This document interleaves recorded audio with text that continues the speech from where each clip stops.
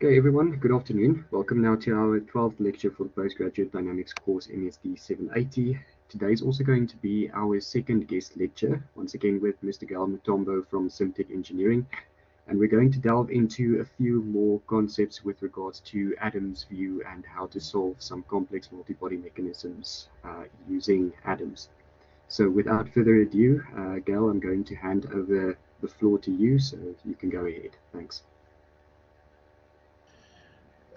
Hello everyone. Sorry for the sound problem. I hope everyone can hear me clearly. So I will just start by sharing my screen, and we can we will start where we stopped last time. The screen. Okay. Take a moment. Okay. Are you able to see my screen? Yes, we can. Okay.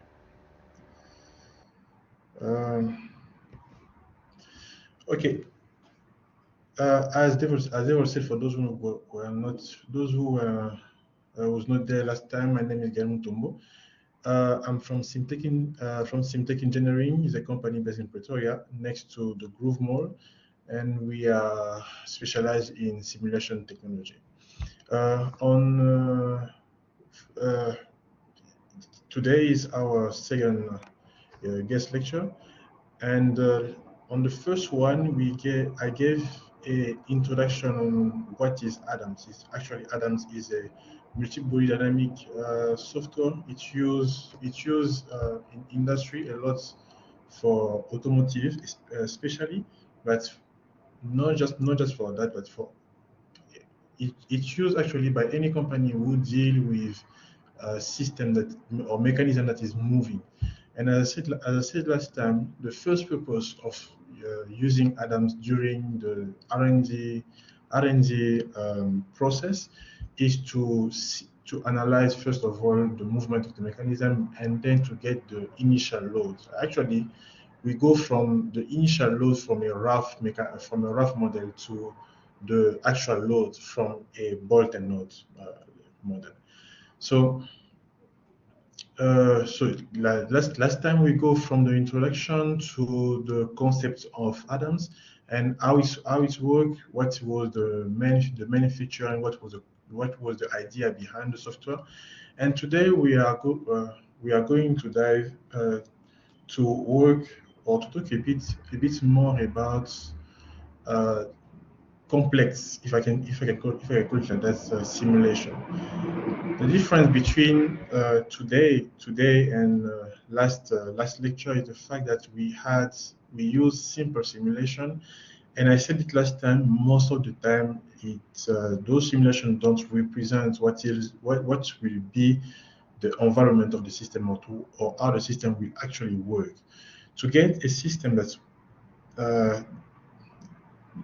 is simulated as close as possible of the reality, we need to put some variable that will make it realistic. For instance, we can apply a fixed torque on a component, or a spinning shaft.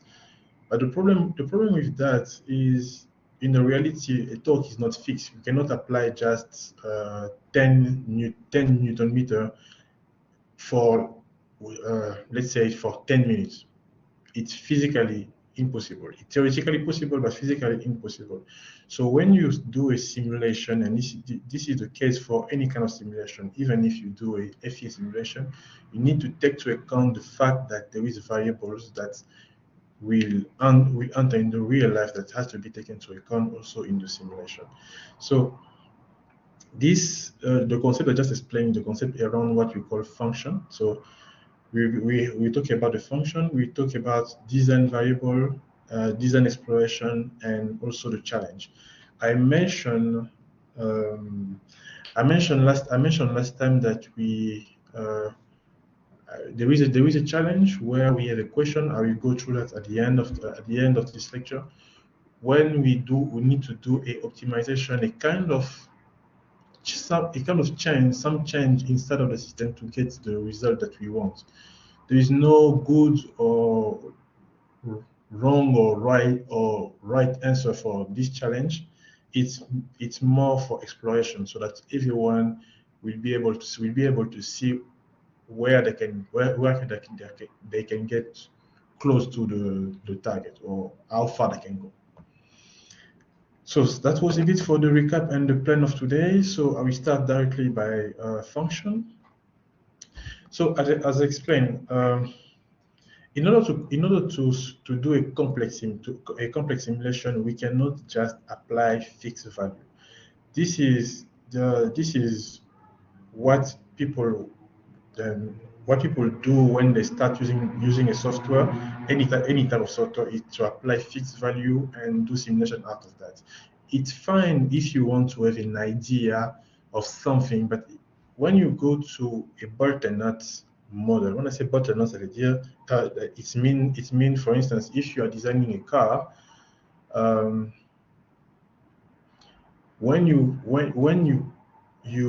get to the point where all the sheet metal are inside of the car, all the consumable components are inside of the car, and you want now to do the simulation of that model. This is what we call bolt and nut. And at that level, we will need to have a simulation as precise as the car is right now, because we want to have a final report or a final estimation of how strong is the structure, or which type of load is really applied to the structure, to make sure that the structure has been designed correctly. So in order to do that, we need to to make the simulation more complex. And the first step is to apply the function. I just gave the example in the same one that it's displayed on the screen. We have two cases where we have a torque of minus 10 Newton millimeter that is applied on a spinning shaft. For instance, on first case, for time 0, wait, I need a laser. Okay, on this first case, for the time 0, we already have a stress 10 Newton millimeter applied on the parts all along the simulation. The problem with that is it's technically impossible to do that in the real life. First of all, because there is the inertia of the engine. If you start, for instance, if let's say you have an engine and you start it, there is always a certain amount of time that you have to wait. Actually, the transient period we took before reaching the maximum value of load you want the engine to apply. So in that kind of case, we need something to show us how the engine move from 0 to the desired loads. And for instance, in that case, is what is done here, where we have a gradual, smooth application of the torque until you get a fixed load. Again, there is no noise here, but it's just for the example. But in the real life, to do is a correct simulation, we have to add again a noise inside of this curve to have something that is as close as possible for the reality. And the best way to make sure that the load applied is as close as possible for the reality is to compare the load you applied with a real data, at least as a reference, so that you have an idea. The simulation, most of the time, it's to give an idea of what will happen. And most of the time, if a simulation fails, that means the system will fail. But it doesn't mean that if a simulation passes, that the model will pass.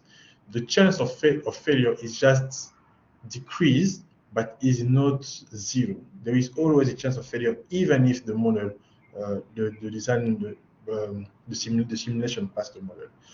And how the function is applied actually on Adams. I will show it through an example just earlier. We have this wizard that we can use that's actually show all the function that is applied and how we can apply it here. For instance, in that case, I was using a step function. Is actually one of the most used function. Is the one that was used to gradually apply the torque on the example I just showed. I just showed. And what he said is just that you take something, you take a value as reference. Most of the time, it's an array of value. It can be something that it's updated as the simulation is going, or it can be a fixed array.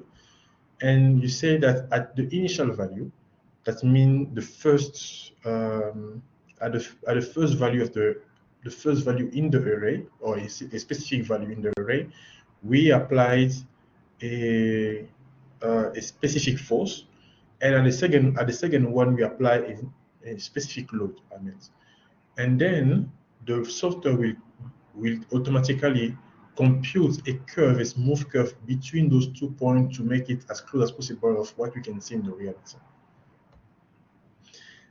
So this is an example. I will do it. I will actually do it. It's an example where we have a slider crank, where we have two things. In the first case, we have just a torque applied on a joint to get a particular motion, and on the other case, we have a motion applied that is different from a torque. In that case, when we talk about motion, it's something that will be done regardless of what will happen in the model. So the motion will be not constant, but fixed to what you or how you set it. So for the motion, I will apply a scene function just to show how we move, and for the torque application, I will apply a step function. So just to go quickly on Adams. Okay, I have my server that is off. I just have to reboot it.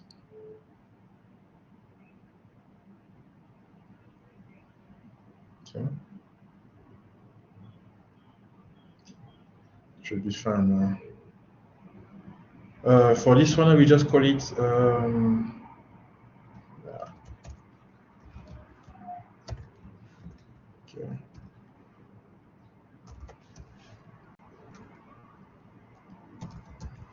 Like this. I will leave the default value, and then just keep the width.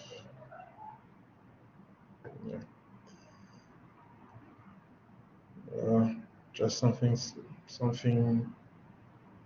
simple.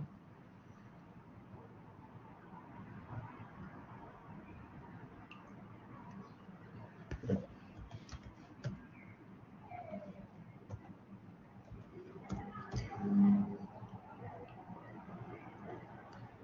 Okay.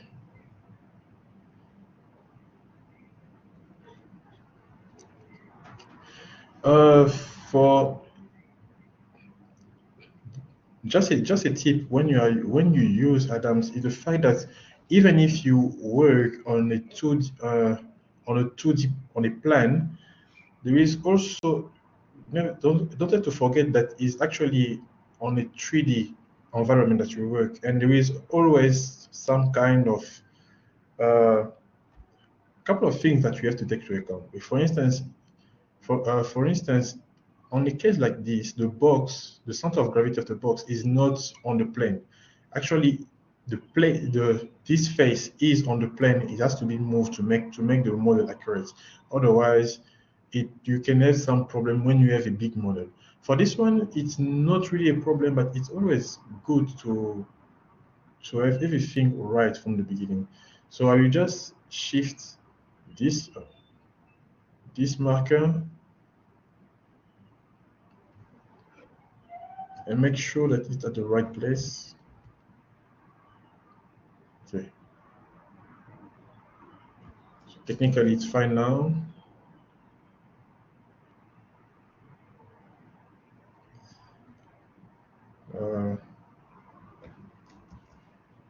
I'll just try to do this.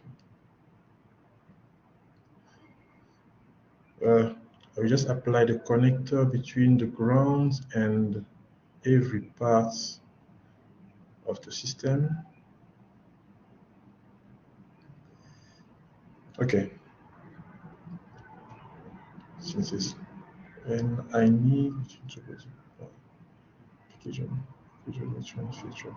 Yes. It's like this.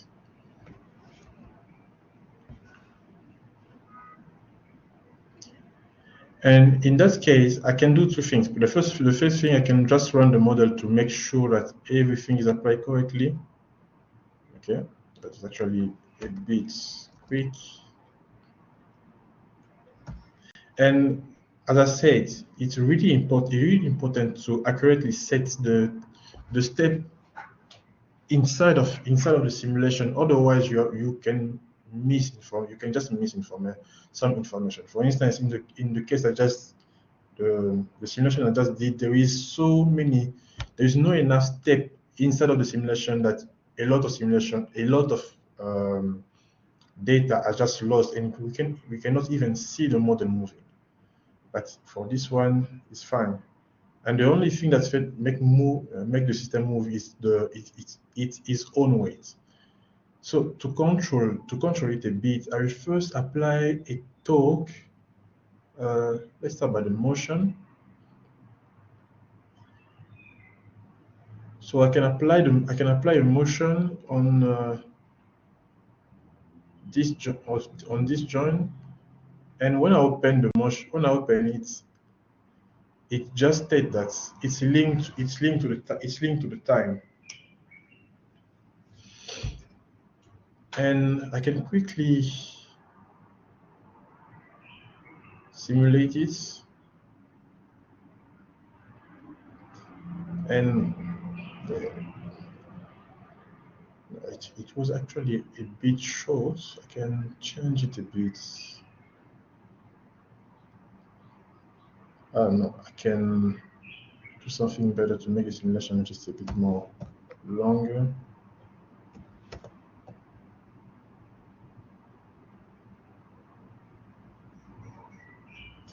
So technically, what is saying that there is 30 degree that is the arm is spinning with an angle of 30 degree per second. And what we have here is the time.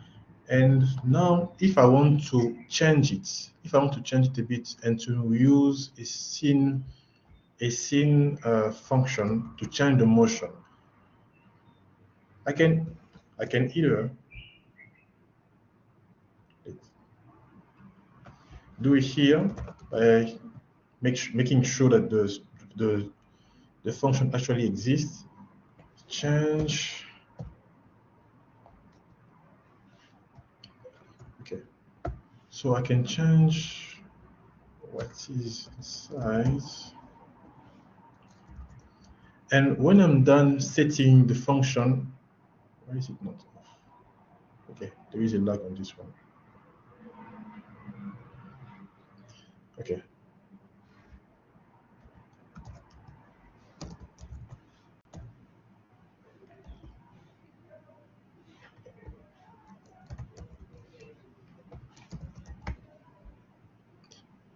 So when I'm done setting the function, I can plot it and see what will happen. It looks like this one, it's a bit too high. Okay, I can have it like this and times 200 to make it more consistent. So this is actually the motion that will be applied now on the system. Okay, we have a simulation over 5 seconds, but because it's by default like this, and I can try it now, we see the difference.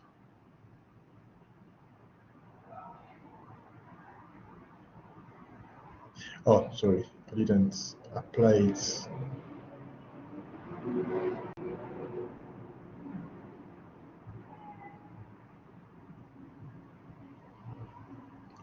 Okay. It looks like the motion is a bit too high. So we just change by doing this. Okay, apply, and let's see.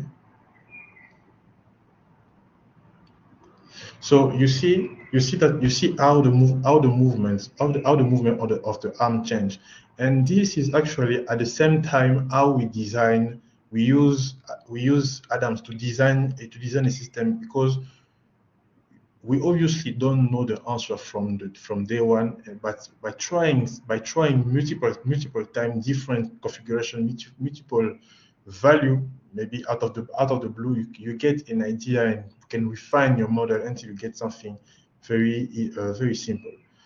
But now, if I change the motion, I can just deactivate it.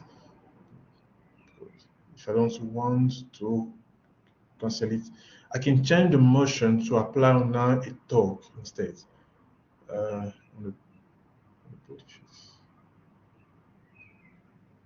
Okay,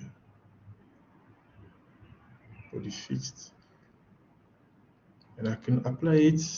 The motion, the torque actually is apply normal to the plane, and I actually have a torque of 55 Newton millimeters that is applied. If I go to the simulation, I can just have it like this.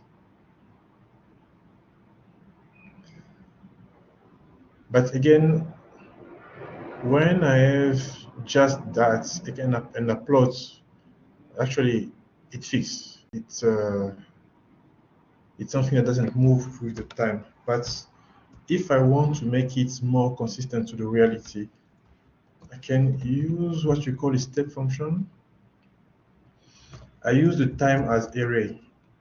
We can actually add a variable who got an array of value, or we can just use the time, because the time is actually creating an array as the simulation is going, and for each iteration, it will take the last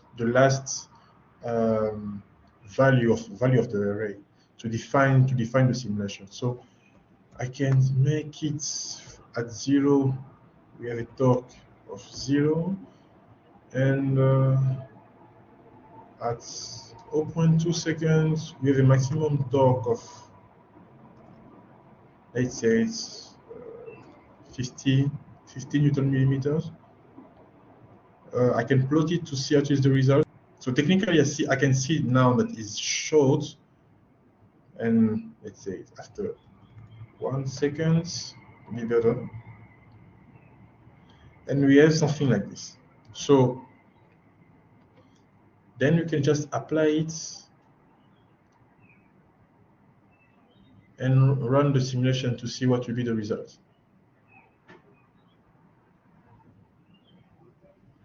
So it's as simple as that. We can actually take the torque out of the part, and we see that it's exactly the same thing. So to come back to the presentation, it's actually how this is run. Then we have what we call design variable. So the design variable is a way to make a design parametric. As I explained last time, the important point of having a parametric design is the fact that we can now update the design automatically, and also link the design with values. What I mean is, if you get a project where you have to design a system that can be scaled up or down, you don't need to design every single part every time you get to do integration, and this can come a lot in especially when you do R&D. So what's happened is you can define a variable that will be the reference variable of your mechanism, and you can just change this variable, and every other variable will be changed. It's on the design point of view. But when you are going on the optimization point of view or on exploration point of view, if you want the system to automatically, or the software to automatically change your value, you cannot give him hard-coded written value. You have to give him variables that will be able to change. So these are two main interests of using design variables. So the design variables is actually set by giving an initial value of inside of the system, and also by giving a range of allowed value. This range is to make sure that even if you want something out of your system, you won't go you won't go about certain constraints. For instance, if you have a box of 1 meter, 1 meter by 1 meter, anything that can fit in the box must not go over that length. So this is actually a rough explanation of why we need a range. And the way of doing that is, when you have a system like this one, you can now change. For instance, I have this marker on the wrong parts. Sorry. When I have this marker, I have actually the location of it, but I can also make it more flexible for the system. So what I do is I just add a point to a part and near it, like this. I had a point at this point, at this level, and I create a design variable here. I will call it x value.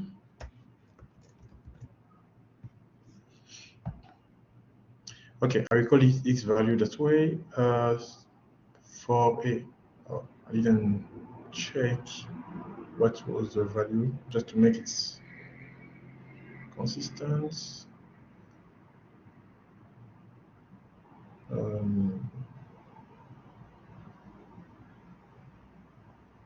Oh, I'm on the wrong path. Okay, is 235. Okay, no, let's take 335. I can create a design value of 335 here with a range of 150,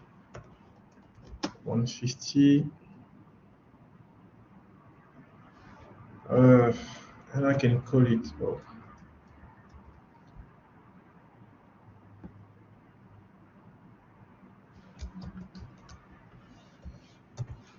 leave a x like this.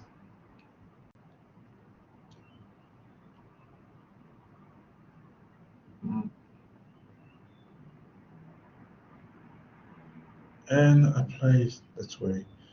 And then all I need to do is to go here, to click on parameterize reference, to pick the design variable we have, and to apply it like this. And now the interest of that is the fact that when we want to change this value, I don't have to physically go and change it. I can just go on design variable. Where is the design variable? And change like this. And you see, this updates the full model. I didn't touch the length of this arm. Everything I'm doing is according to this part. But since there is link between them, I'm able to update my full system based on only one variable. You can actually pick any variable you want, apply it, and you will have the same result.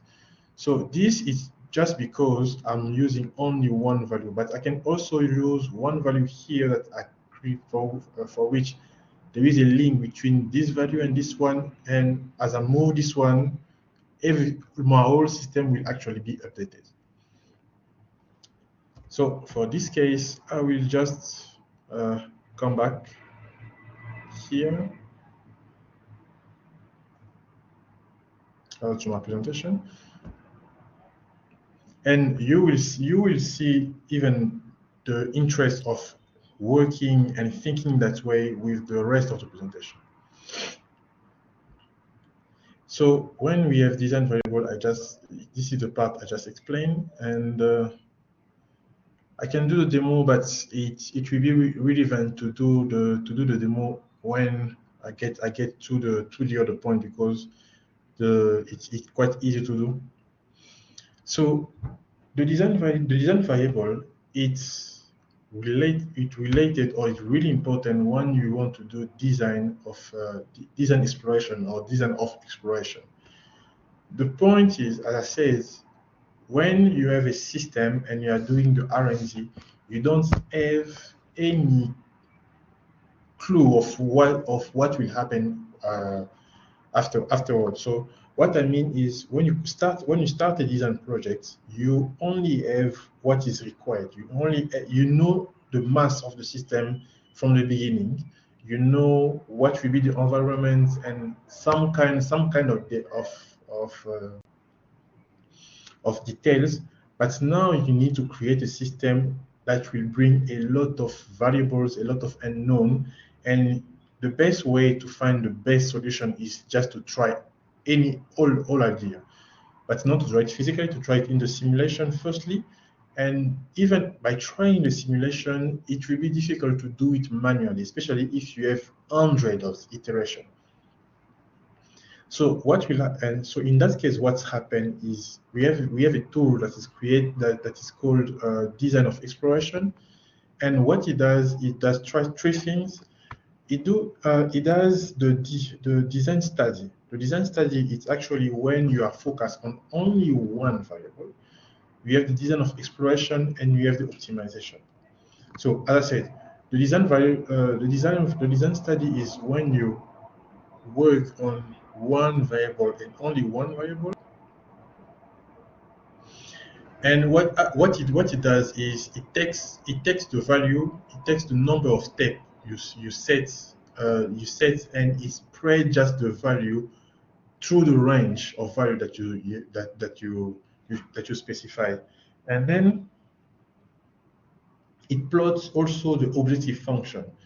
And remember, when you are doing a design study, you always have to set a certain function. Most of the time is either to minimize something or to maximize something. So maybe, for instance, you get the acceleration for one particular part instead of your system, and you want to maximize the acceleration. It will change the value of the variable that you created before, and plot what every maximal acceleration for every iteration. Then we have the design of experiment. This one is kind of in the same principle, but as different, that we can now focus on more than one design variable. And again, the design study is something you can even do by hand, because it's only one variable, and maybe you want to do that 5 times, you want to do 5 iterations. So yes, you can manually do 5 iterations. But the problem comes when you have 2, 3, or let's say 10 variables that you have to change at the same time, and you need the result for every combination. So it's not, if you take, for instance, you have 2 values, that means you need 4 combinations. If you have 3, you have 9. But if you have 10, it's way more than that. So it's harder not to make the life difficult through the exploration. We can use design of experiments, where now you can set it and it will do the simulation according to the number of steps you specified. And when I say number of steps, it's the number of value that you will have inside of the range specified. So to define a design, to create a design study, I will actually do that. You go to design exploration, then design evaluation, and then you define either the objective or the measurement or the measure. But now we are going to define the measure, but not the objective. The objective will come afterward, because even though it can be defined here, but it's more relevant with another way of doing of designing. So this is just an explanation of how we set. We have the design. We have here. I can use a laser. Okay. We have here the design variable on which we are focusing. This is for the design study.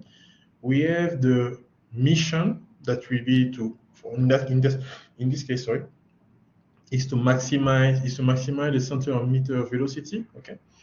And here we have the number of steps. That means the number of value that will be applied during the simulation, or the number of iterations that will be done. So this one is the same. This one is the same thing for the design of experiment, but in the case of the design of experiment, we now have the ability to choose more than one value, as I just said. And before starting to change or starting to do the simulation, we can have a preview on what will actually happen. And then we go for the optimization. The optimization is different from the two previous cases because the optimization doesn't have any limitation in terms of number. Okay, there is a limitation in terms of iteration if we don't get to a certain convergence, but at the beginning, we not set a limitation here. We rather set an objective. Let's say we want for different cases, we want to have the maximum acceleration of an arm for instance. Each will find which value will give the maximum, and in that case we can have two cases. We can either say the optimization must stay inside of the range, or it can go beyond the range. It's actually something that can be set at the beginning of the simulation, and then we're gonna have many iterations. It depends on how many variables we have and how easy or difficult is it to find an optimum value. When we talk about optimization, we talk about algorithm used for that. The algorithm used for the optimization are different. Sorry. There is different type of algorithm that we can use, and as I said, this is the maximum number of iteration, and this is the tolerance between iteration to know if we get to the convergence or not. And this is the algorithm that is selected to do the optimization. So we have two cases. We actually have three cases. The first one is algorithm that have been hardwired, written inside of Adams.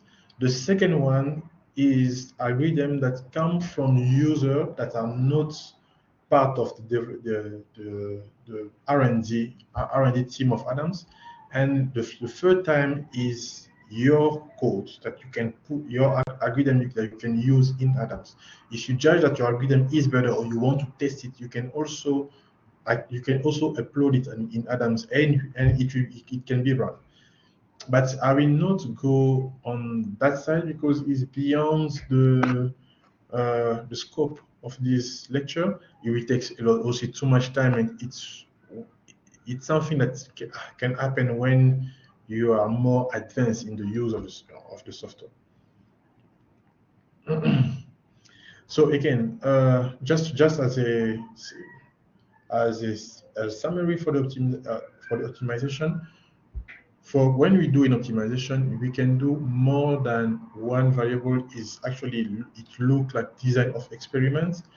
The aim is always to find the best value. As I said, it can go beyond the range that is defined, but this is an option. You can decide to impose the optimization to stay inside of the range, and it focus on maximizing a value or minimizing the value. And again, it plots the goal and the algorithm. You can choose it, so it can. Okay, you can choose your algorithm, so you can define your algorithm, use your algorithm someone made, or use your algorithm that come with the technology. And when everything is set, you need now two things. You need to have a script that is already written, or you need to have a simulation run before. So if you don't have a script, you need to run at least one simulation so that it can use that as base to run all the other simulation. And when you are done, we can just press on start, run the simulation, and then see the results.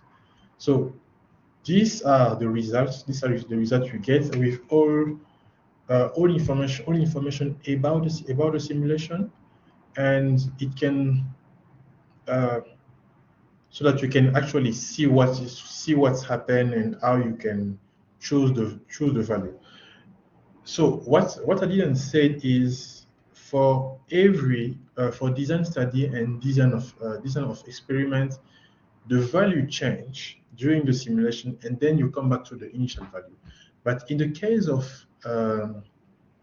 optimization, we don't get the same value that we had at the end. No, at the end of the simulation, the system is updated with the best value according to the constraint you give to the simulation. So are we doing an example of a double pendulum? It will be just a modification of the slider crank, where now the box will be removed to be replaced by sphere. And I will show you how we can do the simulation, or how we can do the design study with one value, the design of experiment with two value, and how we can use those two value to do an optimization according to one objective function. So if I go to Adams and is it the initial value? I think I left it that way. Okay, I can just change the design variable.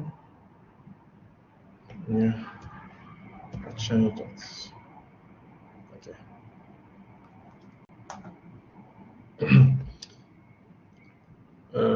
Can delete this part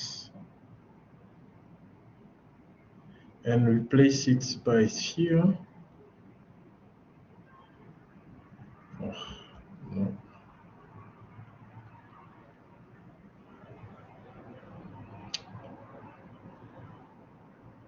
Like this, and can just try it if everything is fine.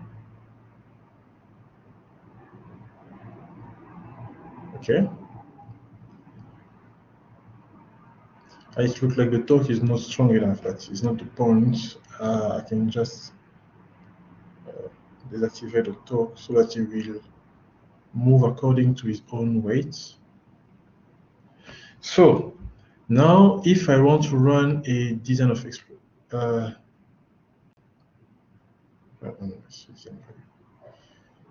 okay. So if I want to run a design study, I can just pick the variable I want, the number of study, and the objective function. Actually, I didn't define any objective now, but what I will do is I will define a measure, and I will maximize the acceleration. So I can just say path measure acceleration of the center of mass. Okay. And I can use this measure to be my objective function. And as simple as that, I can run it.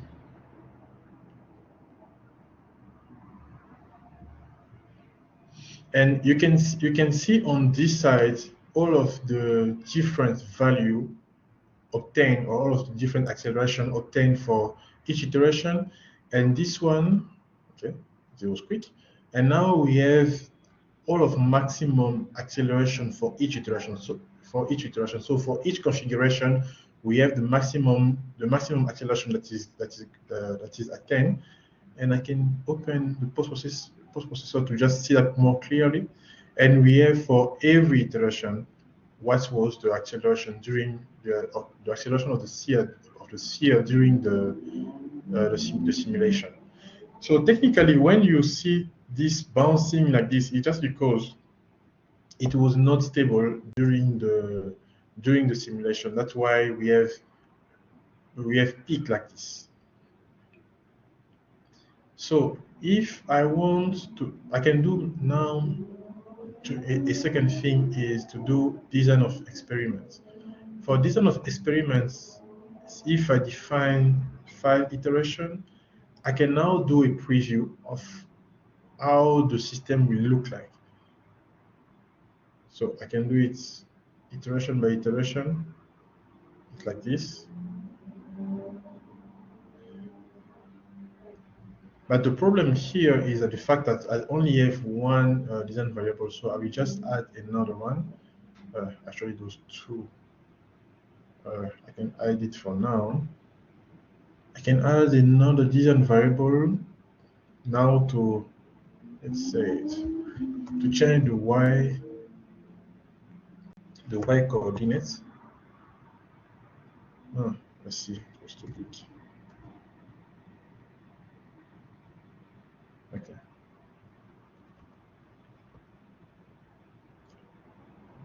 Okay.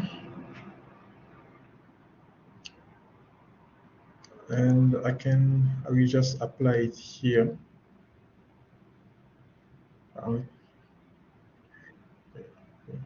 Was it wrong? Okay. I thought I made a mistake. I can apply it, okay, and come back here where I can just add this variable. We put 3 iterations, and now the preview will be like this. So for each value of x, there will be 3 value of. Okay, I made a mistake on this design, this variable. There is something wrong here. Okay. So technically it should be fine now. Okay. So for each value of x, I have another value or 3 value of y, and is actually nice. It's an easy way to do the simulation, and I can now run it. I will put it to 2 to make it short. Otherwise, it becomes just too big or too long a simulation. And can do a design of experiments. No, something went wrong.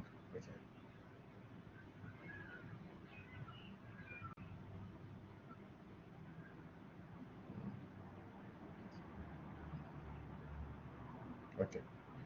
So now it's fine.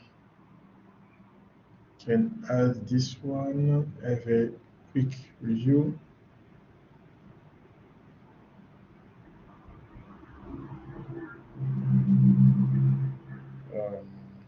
It's behind. Okay. Okay. And so everything stayed the same. I still want to maximize. The acceleration, or the maximum acceleration, and I want also to make it to retrieve the measure, just to see at the same time of the simulation how is it going, and I can do it.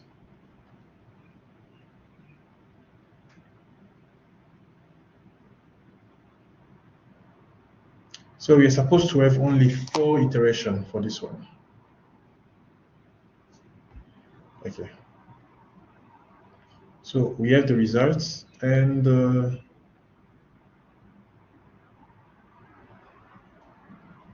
we can go on post-processing and see what is the difference between this one and the last one.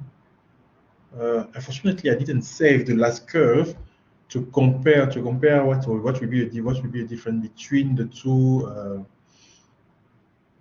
two simulation, but at least you can see that first of all we still have peak, but we have I think for the first trial, we have less bounce, less peak than the other, and we have the last one where the peak is maximal.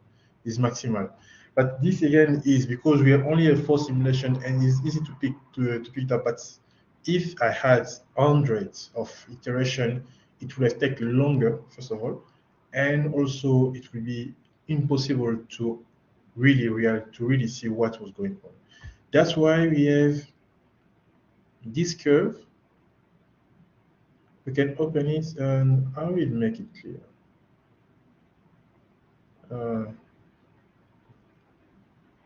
I will try to make it more. Let's say I just want to have. So now I can see that I only have the peak of response. It's better to have something like this when you have a long curve with a lot of peak. It's just better to have the peak and isolate each of them. So this was the two simulation for the how we call it, for design study and design of experiments. But now, if we don't want to bother to define the number of steps or all of that, but we only want, okay. So we only want to optimize our system. We actually keep exactly the same type of feature of setup, and then we actually have to pick the design variable we have to focus on. So I can pick one or more design variable. I can choose. I can choose the algorithm. Those algorithms are the one from the developer of Adams. Then we have the user that is already inside of this one, and those two are the one you can use to actually to import your own code in. But again, I won't go in that direction. I prefer to keep it simple here. I keep the 100 iteration maximum of 100 iteration, and the tolerance also is the same. So, and then I can just run the simulation.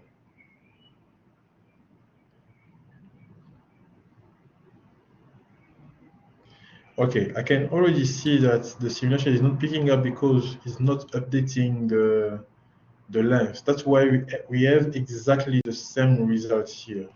Is something that can happen, especially because I run different simulation now, and the software has a lot of data with it.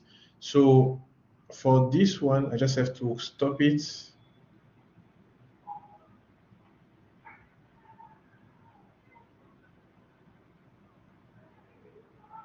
No. I can keep it that way.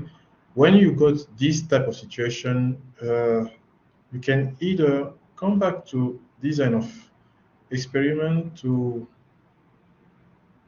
make sure that everything is fine, is moving, and go to optimization again. If it doesn't move, that means you need to refresh the software. Sometimes it's happened. It's a lag. So let's see if now it's fine.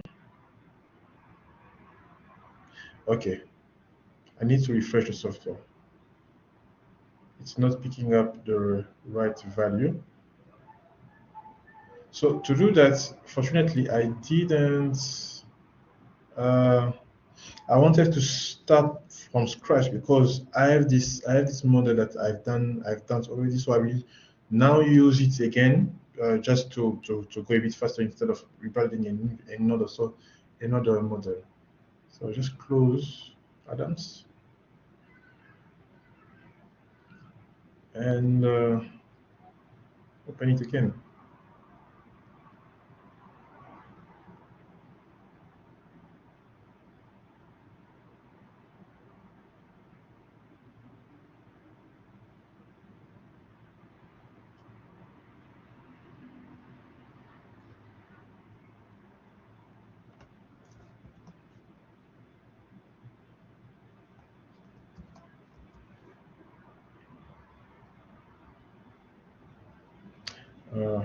Yes. Oh, I cannot select it. Too close. Okay. And I can just. I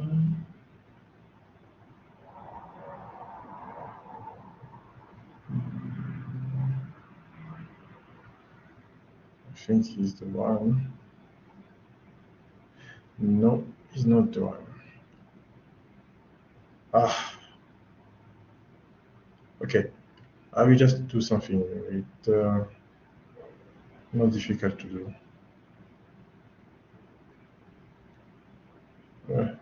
Can keep it that way. I just have to change the directory. Oh, it was actually the right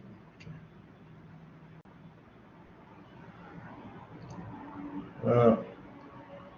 I'll just make it easy and keep random value.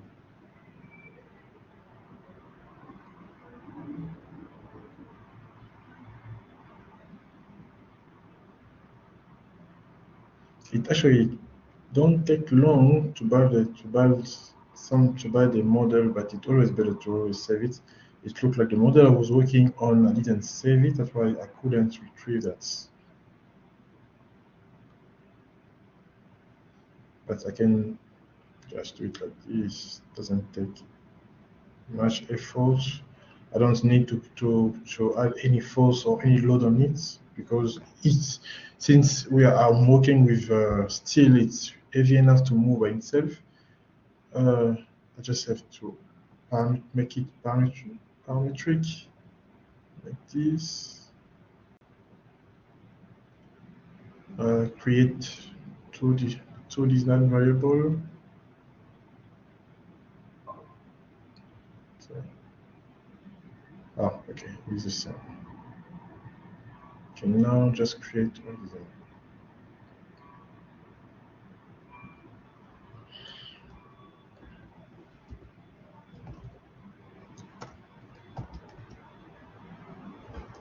Can call it X value. And the second one row like this, decrease it to 50. Okay. And then I just parameter the coordinates.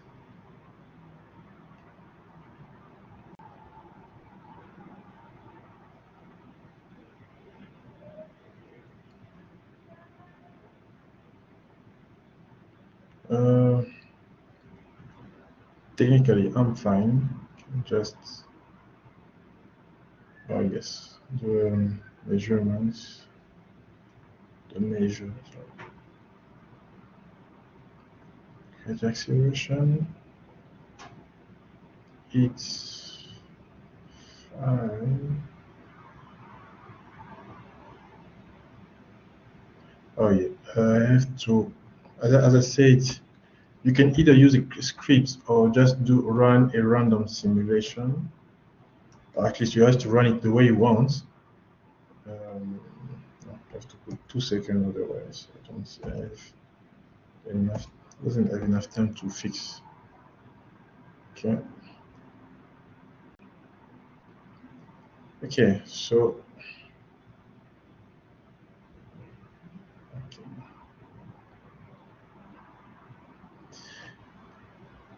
So as you see, this picked up the last simulation already directly. I mean, I can take this, the acceleration measure as objective, the study. I go quickly on experiments, take two design variables. No, I want it to be the reference, not y.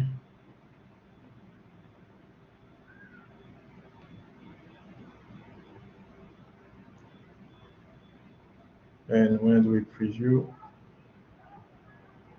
Okay, it's working. Can go to optimization.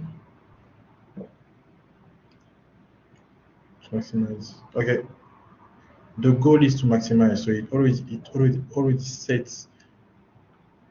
And also this is a detail. You need to make a difference between this one, this goal, and this one. This one is the goal of the optimization.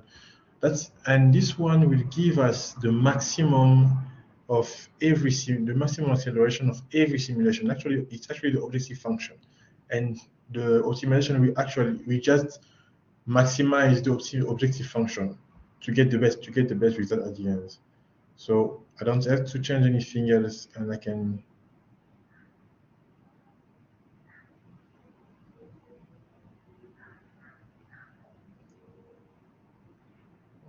just need to put it here.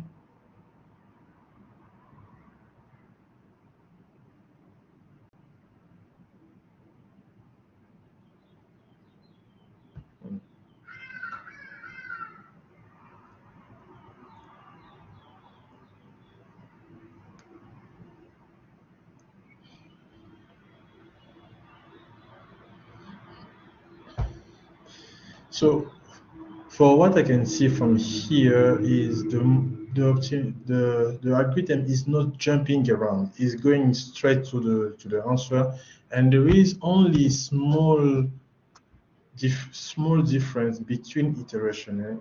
It's even what you can see. Oh, there was a jump at the end. I can see the results from here. It took only one value. Okay. It looked like it ignored. Oh, okay. Sorry. I specified only one value. You were supposed to take x and y, but you see for every iteration there is only a small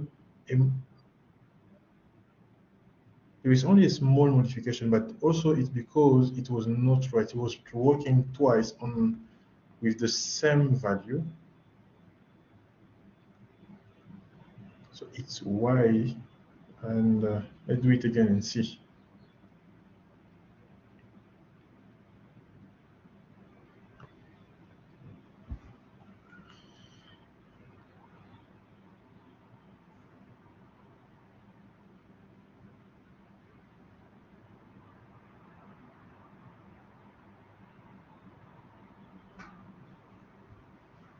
So again, the idea is the same. Updating the model only by small value to get the maximal one. It's also because it's easy in this case to find a accurate value, but normally for certain systems it can take longer, or can even use more iteration, or a large range of value.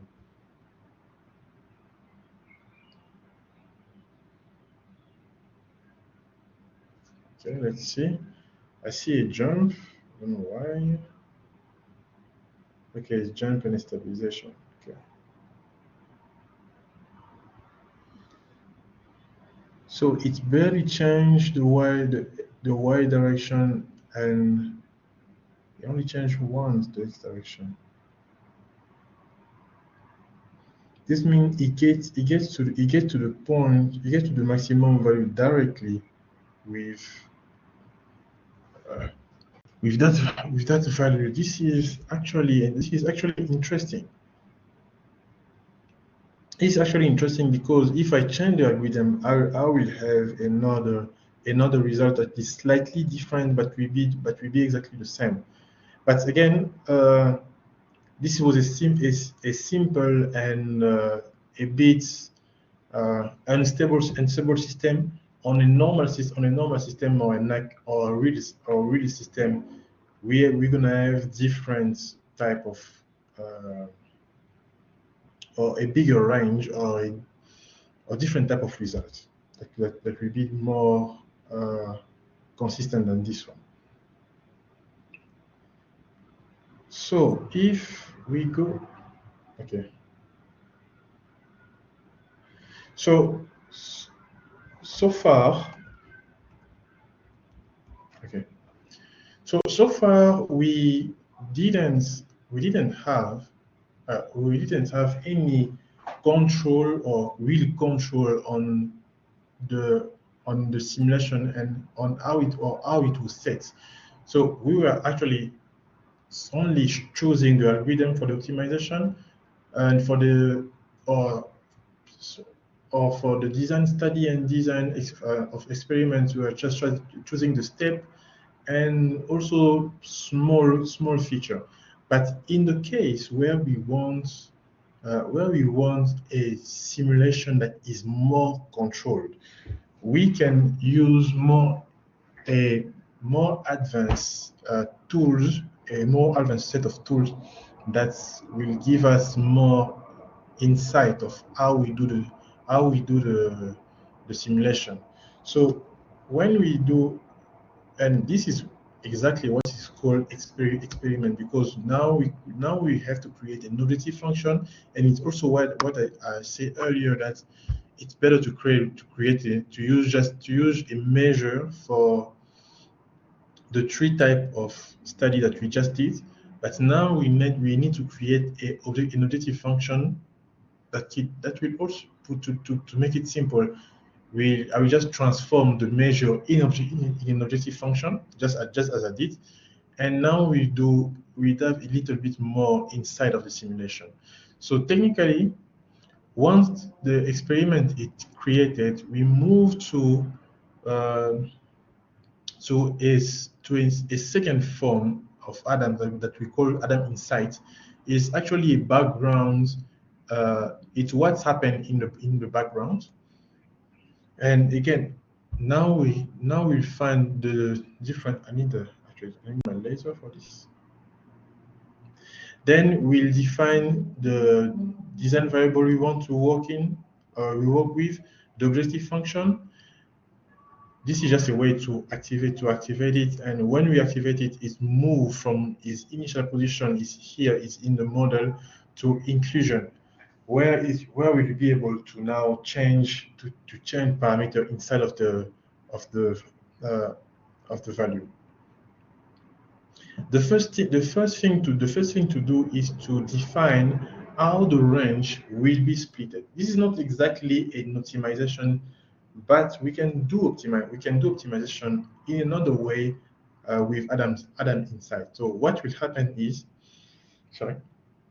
we can either choose to have a uniform distribution. Actually, uniform distribution is what we have been using so far. We can also decide to have a normal distribution, a log normal distribution. There is actually different type of distribution, and the user one is the one you can define. So if you want a specific set of this distribution, you can actually define it.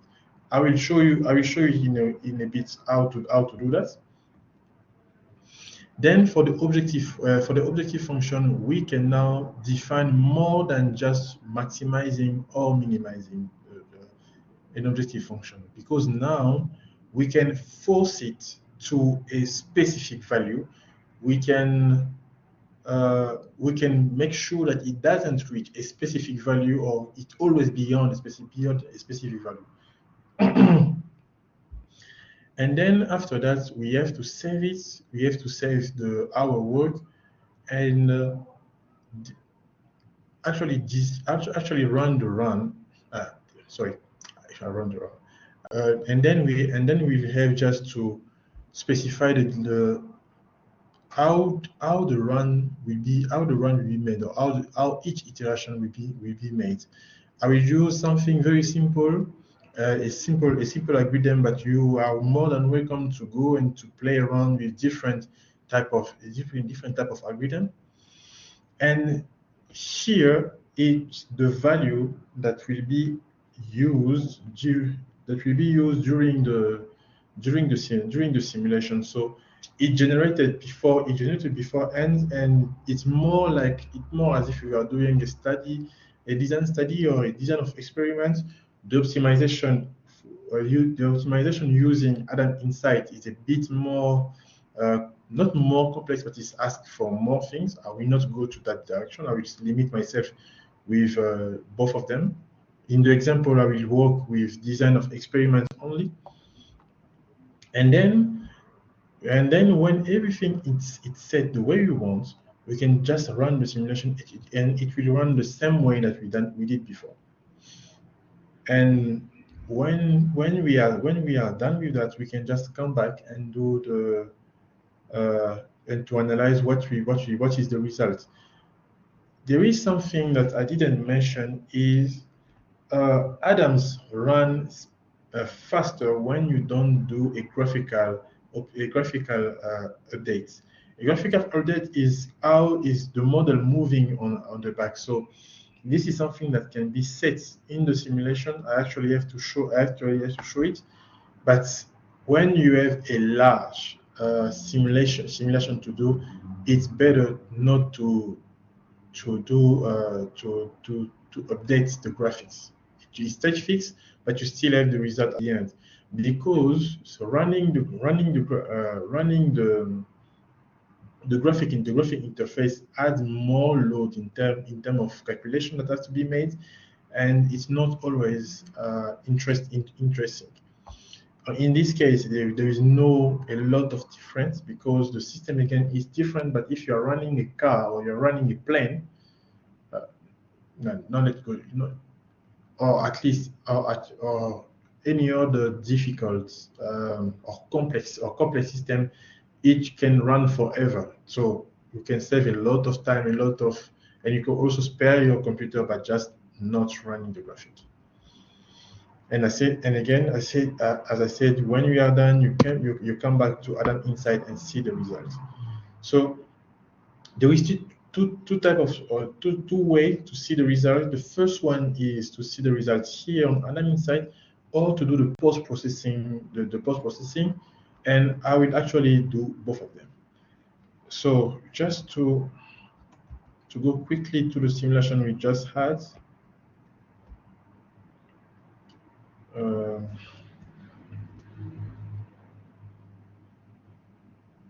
So for this one, I can get rid of all of this. I can, and then go on objective function. I will keep the same name. Take a measure as objective, and say that I want to maximize. Let's keep it consistent. So now we have an objective function. I can create now an experiment. Since I run it in the saving directory 2 times, I will create experiment 3. The model is fine. We will take the last simulation as reference, and now it closes Adams, and it opens Adam Insight that run in the background. As I said, on factor, I can go to my model and get the 2 design variables and raise it to change before being used. I can also go to on the model, get the objective function. So for x, what I will do is I will do a normal distribution. Make it simple. I will keep all the default value, and you see how the value will be distributed during the simulation. I can just click OK. Technically, when you applied something, you need to when you choose something, you need to click on apply. But when you click on variation details, it assumes that it's what you want to do, and just set it for the variable. So there is different other option. So actually, I can create even more details.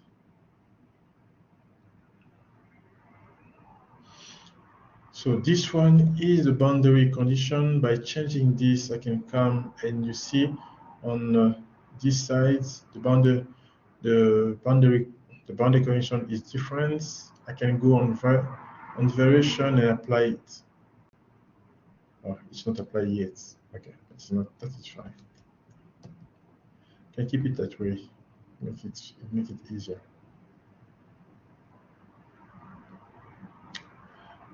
Oh, I can just okay. This is the same exercise for the y value for the y value, or the y variable. I will just take a normal one. Keep it like this. I have a good distribution, and go on the on objective function. Let's say I'll keep it simple. I want to maximize it, but I can create more complex simulation. And when I'm done and I'm happy with what I want and what I'm doing, this is just to do a description of the model. I can oh yes, I didn't apply it. Okay, can apply it like this. Choose this is called design specification, and we just keep everything really simple on for this case. Yes, I have to apply the change, and here we go. So it's something that I didn't mention, but I only chose four iterations. So I have 4 iterations, and I have the application of value. The application of value according to the setting I put at each step, and I can just run it. So these are the value that the model will be run for, and it's more efficient. It's more efficient because it's not like the previous one, when you have one value, and for one value you have different iteration of the other value, because we are using 2 design variable. In this case, we are going faster because it's a distribution. That means it's random, and it's help us to quickly see which type of combination we give which results, instead of running for one value all of different value. It's really useful when you have 10 design variable and you want to go faster. You can actually define the number of iteration you want, and also define a random value to run your model. So when we are done, we can just click on run, and it will use those values to run it. So we are at this stage, we are bouncing between Adam's view and Adam Insight, but it's just because one is behind the other one. Adam's view is just a GUI, whereas Adam Insight is more in the mathematical part of Adam's. So this is the result. It was a quick one. It's just 4 iteration, and I can come back. Picked the experiment I want to analyze, and open it.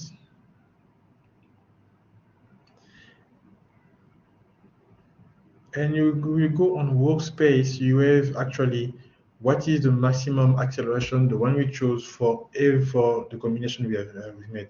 So this, in terms of Adam Insight, it's just an introduction of what can be done. It's not the full explanation of what can be done, because you can do way more things that are way more difficult, because here you are not limited by anything. You actually have the control of your simulation. But again, you are welcome to play around with that. You are welcome to have a look and to see what you can do with that. And as I said, to see the result with the post-processing is the same thing as I showed last time. And I can just I think it's the right curve, yes. Can just pick that curve. I want to emphasize on the maximum value and remove the, yeah. So I just prefer my model, my result to look like this. So I have accurate insight of what is what exactly. So this one was a quick introduction of what is Adams view, how it uses it. Adams is not limited. It's not limited to Adams view. What I mean is there is specific sorry, there is specific technology or specific extension to do specific things. For instance, when you want to deal with car, for those who will have the chance to work with car manufacturers in South Africa or overseas, you will have probably the opportunity to deal with Adams car, for instance. It's an extension of Adams view that is specialized for car. The difference is it's a bit tedious to learn how to do that, but once you have it, it's really easy for you to run simulation, because controlling a full car during the simulation is not that easy, especially if you want to do maneuver. So if you have a car and you want it to go in a straight direction, Adams view can help you. But in the case you want to turn around a circle, or to change lane, or to test the suspension, it's always better to use Adams car. But there is, again, a lot other extension. For those who are interested, you can send me, you can just contact me. I will give you more information about it. But I think for introduction, it's always good to start by Adams view. On the other side, I mentioned about I talked about the challenge. The challenge for those who want to get their hand dirty.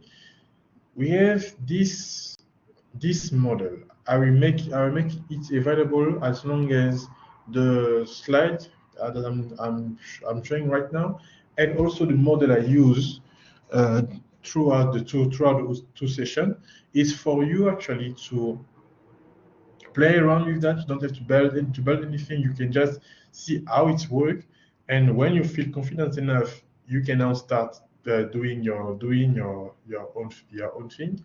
And for my experience, people always find a bit intimidating because of the graphic. It's a bit old school, but it has a purpose. It's actually better to have this kind of graphic when you work with multibody dynamics. It keeps you focused. So the model for the challenge is a simpler one. It's a toy gun who has a problem when you have if you, let's say you work in a company that manufactures this type of items, you have a problem because the one who designed the first time didn't design the spring properly. Now you have something that is too stiff. You cannot shoot anything out of the gun. For instance, the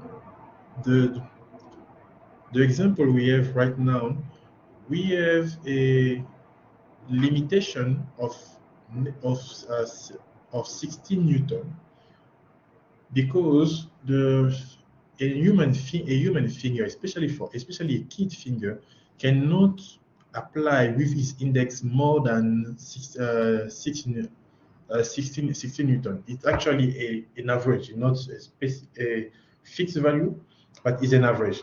Technically, if you put anything that can be pressed with 16 Newton, it will be fine. So this is a limitation in terms of force, or in terms of force that can be applied on the trigger. You will see that in the video at the end. But now you have a set of four spring that control the system. So the question is, what will be the best combination of spring in order to have the bullet that is here and to have it moving of 5 meters. 5 meters is a limit, but the question is more how long, or what is the limitation of this mechanism? Because again, you are not going to put any type of spring inside here. You have a limit of spring that you can use. Actually, those springs are in the catalog. So the question is, with a design like this, what will be the set of spring that you can have to reach a certain value? The tricky part here is you are limited by the catalog, but also you want the best the best solution. So you need something. You need to find a set of value, come back to the catalog, find what will be as close as possible to those values, and then adapt it and to see what will be your final result with those values. So it's a practical example. You have to deal, if you work on it, you have to deal with not only the theory, but also what's happened in real life. In real life, when you have to call suppliers, you need to find arrangements, you need to limit yourself so that you can manufacture the product. So the gun is actually made of 7 bodies.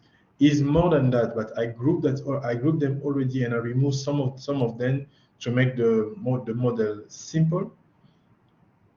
There is one of them that is attached to the ground, is actually the frame, and every other parts are moving parts. And I'm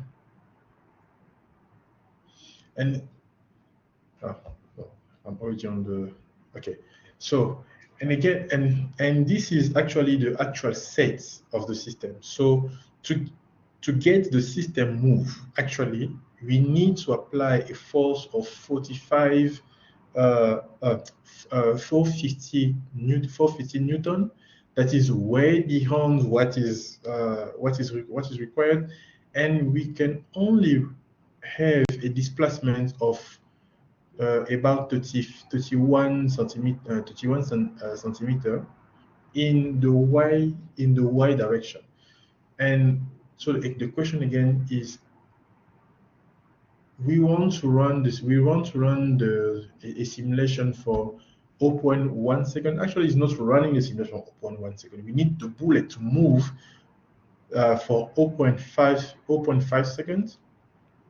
And now, which combination of spring we can make, and how far we can go with the simulation. I will just give you a quick a quick overview of the system, how we see it. You are welcome to send me your result, and we can go through that. And just to give you an example of how it looks like, I will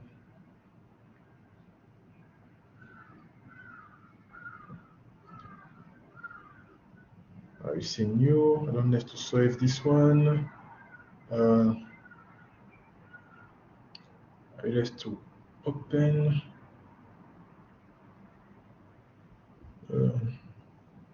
No, it's me.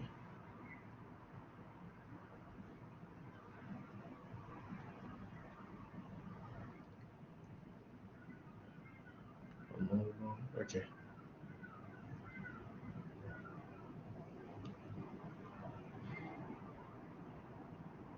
So this is the result. This is the model.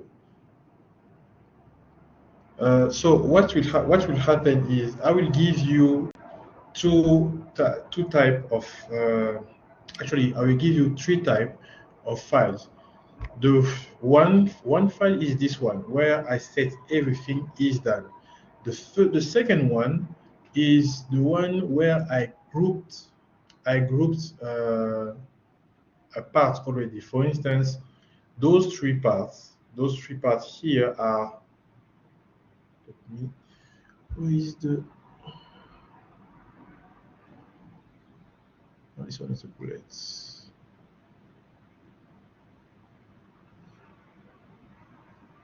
Okay, it's part of the structure. Okay, if I take the bullet is made of three geometry.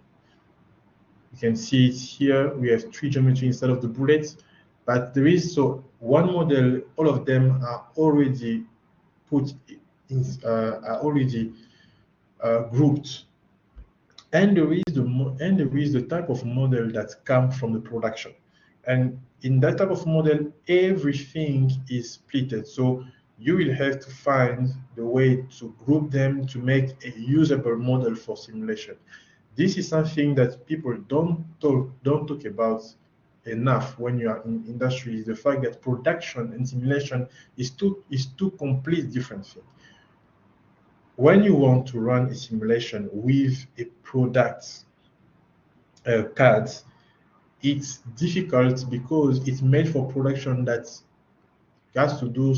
I have to put some tolerances or had to add some gap that is not suitable for a simulation, especially when you run a CFD simulation or a FEA. But in that case, if you are doing the simulation from a basic model during the first stage of R&D, this won't be a problem. So you can find on force, the force spring here. Instead of each spring, we have a damping coefficient and a stiffness coefficient.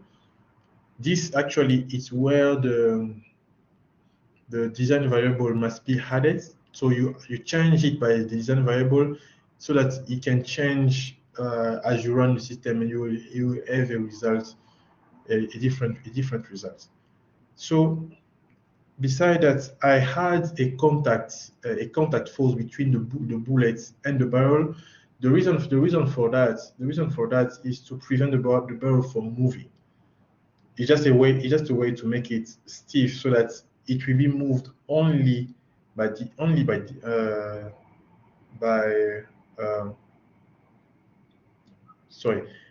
part of the component. It's actually called lock truth. I hope I say it the right way, and that's it.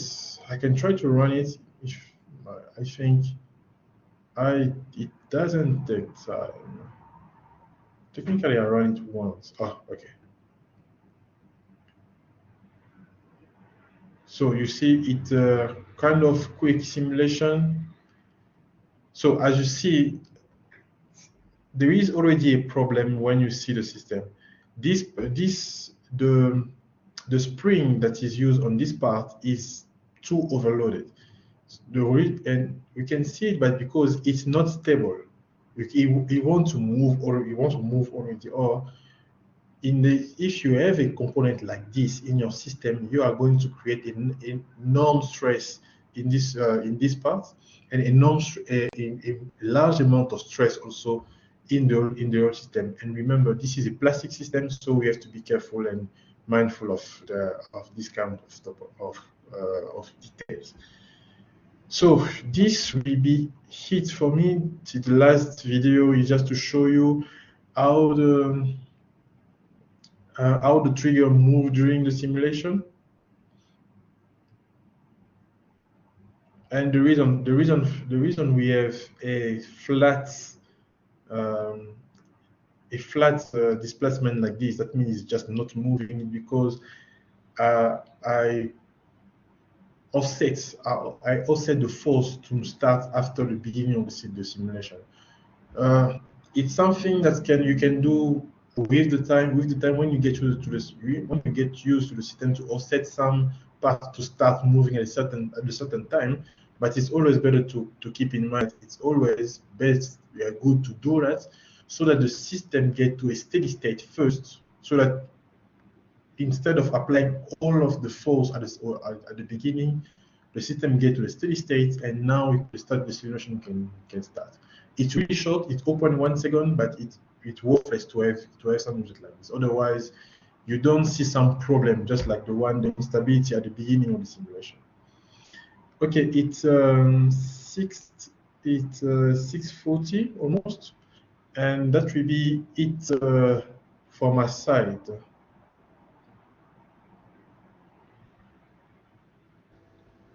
Right, thank you very much, Gail. If there are any questions, you're more than welcome from the student side to post the chat messages under the message pin. Otherwise, you can also raise your hand and we can get to the questions.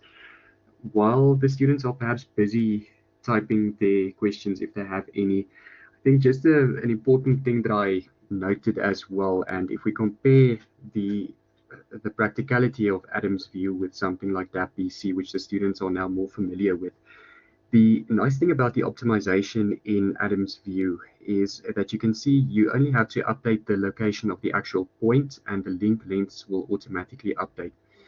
So the idea behind something like that is that the design variable dependencies are a bit looser than what you would have in DAP-BC. So the students will remember that if you had to define some geometrical point over there that is going to change, then you need to physically go and update your in-point scripts as well. And you have to update the location and the orientation of the bodies as well, which is quite tedious when you start working with these multi-body problems. Whereas in the case of Adam's view, this is handled internally by the code. So you just have to worry about actually varying the location of the points in order to set up your optimization. And I think this is something really powerful when you go into this type of commercial software packages. It gives you a bit more peace of mind to know that you have more control over what is actually important in the system, instead of having to worry about the underlying geometry that is dependent on your design variables. So that's just something that I noted now from these last optimum design examples that we did. But yeah, like I said, just a comment from my side. So yeah.